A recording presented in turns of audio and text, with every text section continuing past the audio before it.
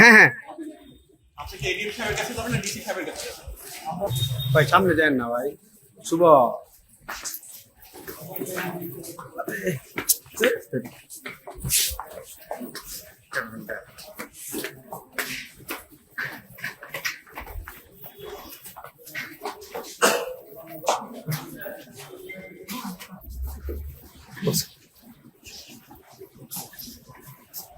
আমি আটকা লাগে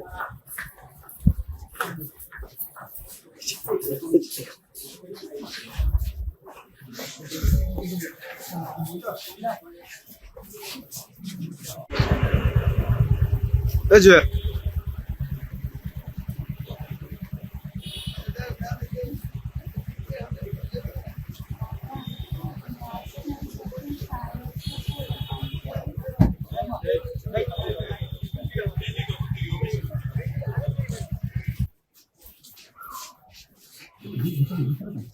ভিতরে ঢোকে না ভিতরে ঢোকে না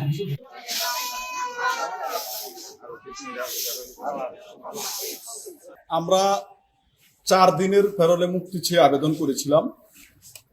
তো জেলা প্রশাসক মহোদয় আমাদেরকে 12 ঘন্টার আবেদন মঞ্জুর করেন, ফেরলে মুক্তির আবেদন মঞ্জুর করেন। যেহেতু ডাক্তার দীপুমণি অদ্য 2 বছর পূর্ণ হলো কারাবরণের, তো 2 বছর উনি জেল হাজতে আছেন। ইতিপূর্বে তার হাজব্যান্ড অসুস্থ ছিল দীর্ঘদিন। আমরা একাধিকবার কারাগারের বাহিরেও সাক্ষাৎ করার একটা অনুমতি চেয়েছিলাম, মিলে নাই। আজকে মৃত্যুতেই একটা প্যারোলে মুক্তি মিলল।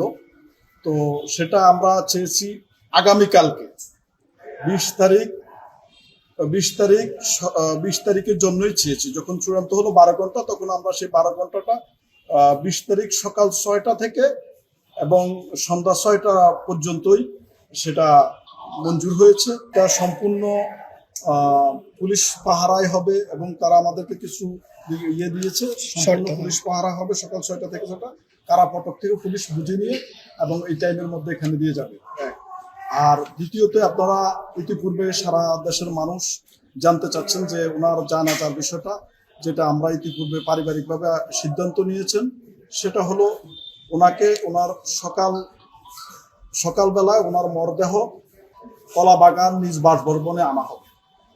সেখানে ডাক্তার দীপুমণির সাথে তার প্রথম সাক্ষাৎ এবং ডাক্তার দীপুমণি সেখানেই মরহুম ব্যারিস্টার তৌফিক নওয়াজ সাহেবের লাশ প্রথম সেখানেই দেখবেন। পরবর্তীতে ব্যারিস্টার তৌফিক নওয়াজের লাশ নিয়ে যাওয়া হবে গুলশান আজাদ মসজিদে। বাদ জোহর ঢাকার গুলশান আজাদ মসজিদে জানাজার নামাজ সম্পন্ন হবে, সেখানেই দোয়া হবে। জানাজার নামাজ এবং দোয়া শেষে পরবর্তীতে বনানী